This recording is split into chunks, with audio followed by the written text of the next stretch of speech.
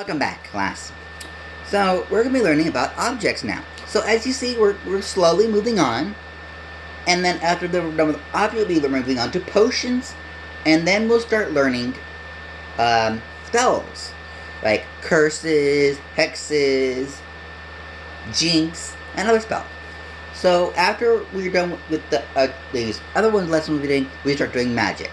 Now, magic basically does not resume start until after the holiday, because the holidays are fast approaching.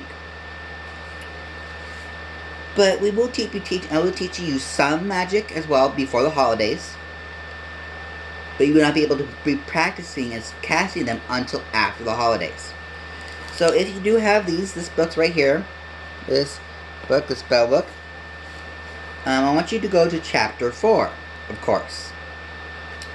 Now, we're learning about enchanted objects. Now, some of these enchanted objects you would be listing in here. Now, enchanted object means that some objects are not dangerous and some objects are considered dangerous. Now, I want you to turn your pages to the Quidditch section. So we're going to learn about broomsticks. Broomsticks are used to transport witches and wizards. Some models are designed for racing and games, or especially Quidditch.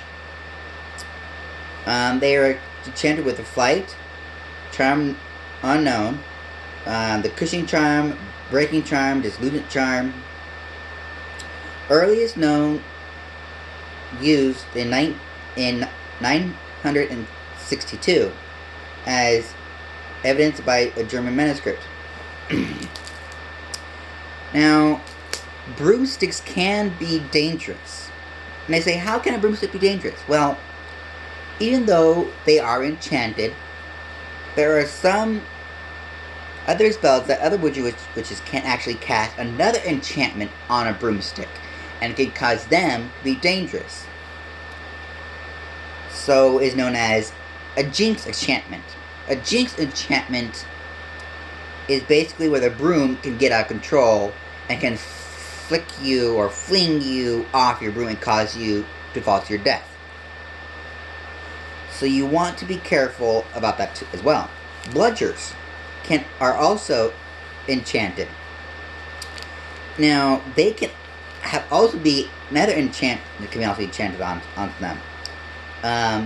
They are black iron ball, 10 inches in a meter. Now, many of you if you do play Quidditch, you guys know what the bludgers, the quaff, and the ghost snitch is.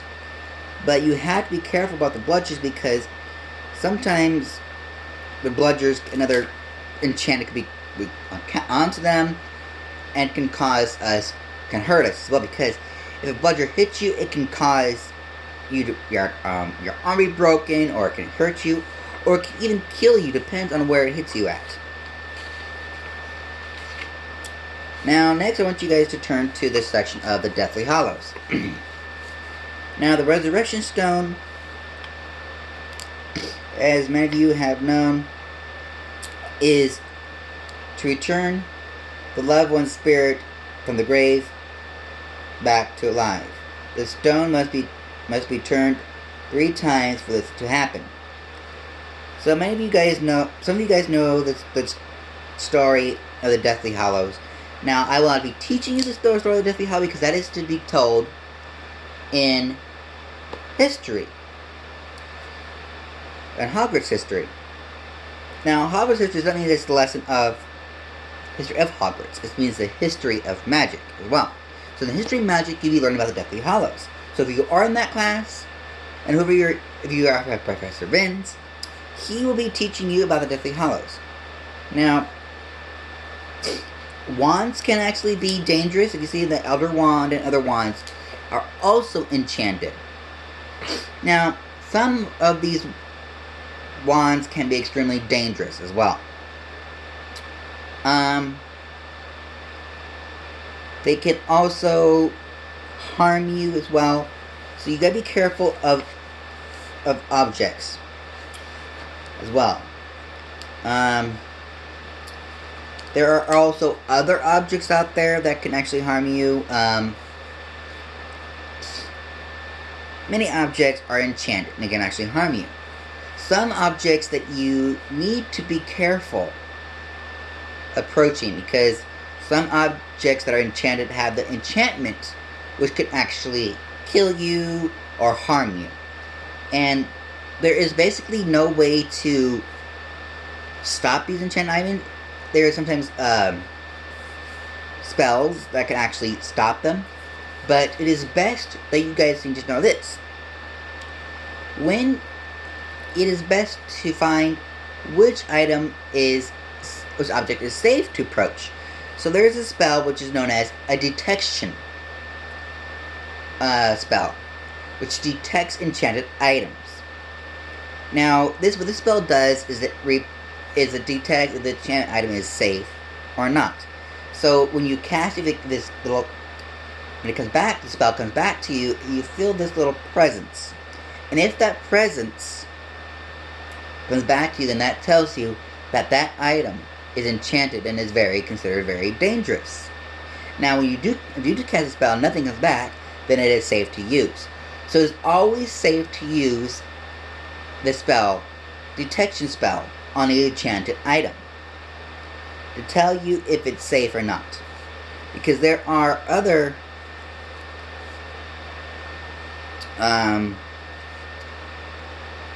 objects that are very, very dangerous. So, for your lesson, for your homework, I would like you to tell me what enchant object do you would not want to face or find or be near. And also tell me that how you would if you would use a detection spell. Now we do have time for a little bit more in our lesson, so I'm going to talk a little bit about potions. Now, many of you guys know that there are potions that are, good and bad. Well, with potions, is that all potions do have their consequences. Now, somebody's saying, like, what do you mean? Well, if you drink... Now, each potion... Give me one sec. Let me find it. Now, many of you guys know that there are certain bottle size of potions, or... as well. Give me another flick, please. Now... some of you have noticed that potion bottles come in many different sizes as well. Well, the reason why they can have different sizes is because of the amount that is given. Now, if potion bottle is like this, that does not mean this is empty. You need to drink the whole thing. If you drink the whole thing, basically it can cause consequences. Because you're only supposed to drink a certain amount. Many of you have heard of different potions called the Draught of the Living Dead. Now, it does not mean that it brings back the dead from the living. It means it kills the living. And also, many of you have heard... Let me open this up. Probably wondering, like, why do I have potion bottles? Well, we do I don't even do potions. I have tried, apply for potions, but I did not get it. Many of you have probably seen this little bottle. Who can tell me what this little bottle contains? Yes, you. Very good. Felix Fenicis. It is known as the Good Luck potion. Now, it is given in this little size for a reason. Because it is a very powerful potion. If you drink this amount, it will bring you good luck. If you drink more than the amount that is given, it can bring you bad luck. Many potions come in little sizes for a reason. Why? To help you, because more than that amount can harm you. So, if you ever see any type of potions, they are known as a certain size and will cause harm.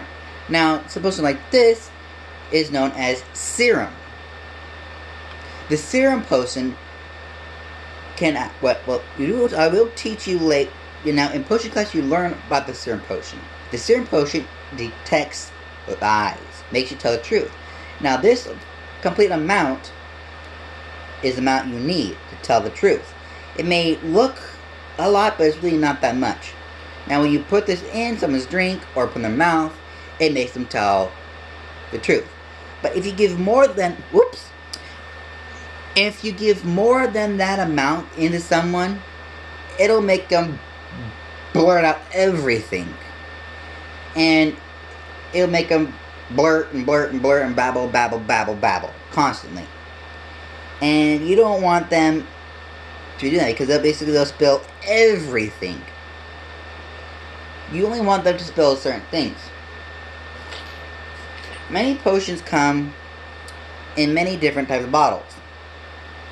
Now, many of you guys have never seen this type of potion bottle. This potion bottle is known as a spritz. You may have seen some wizards or witches go like that, like this.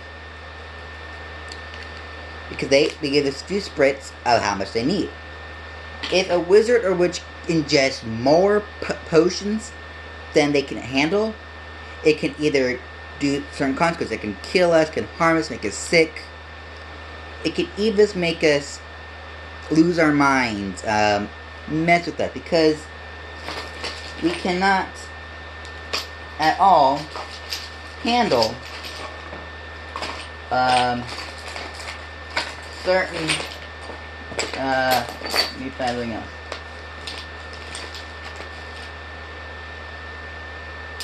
Other stuff. So that is why potions are given in small amounts. Now, if you see a potion in this bottle, this is a lot of potions. Now, you would drink a potion like this in this bottle. Open again. Oh, I always hated these kind of bottles. Now, you just take one little sip, a small sip, depending on what you put in this.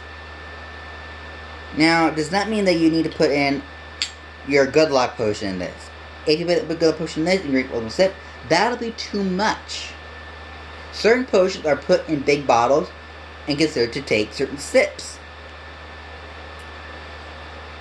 Or sometimes, with these bottles, a little bit will be poured in a certain amount into what is called a little tumbler cup. But it's something like this. And you would be drinking that. Potions do have their effect. Now, there are no spells that can help with potions, because potions are mainly for healing, making us feel good, and other stuff as well. There are other potions that are harmful. Love potions. A love potion can be very harmful if it is a very powerful, potent love potion. So you need to be careful of what love potions you do take as well. So now that we have covered 3 important things as we are learning. Now, we learned about beasts that can actually harm us. We learned about objects that can harm us, even potions. So as you see, we are slowly progressing in things that are the dark arts that can actually harm you. Now, many of you says, well, potions can't harm us. They're not dark arts. Well, that's true. But actually, potions are considered dark arts because they are known as dark potions. some potions can actually be made by dark wizards or witches. And basically, that is considered why we teach you about potions. Because potions can be considered very dangerous. So, for this next homework for potions, I'd like you to tell me what potion would be very harmful to you. Tell me if you would drink too much of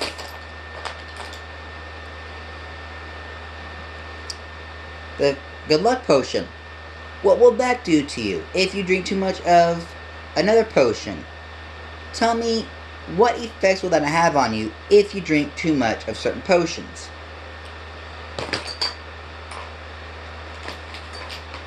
So that is what I'd like you to do for your homework. And our next lesson, we will start learning the history about hexes, curses, and jinx. So we'll start learning about magic now and casting spells. But before I start teaching you the magic of that, I'll be teaching you the history of it and about it.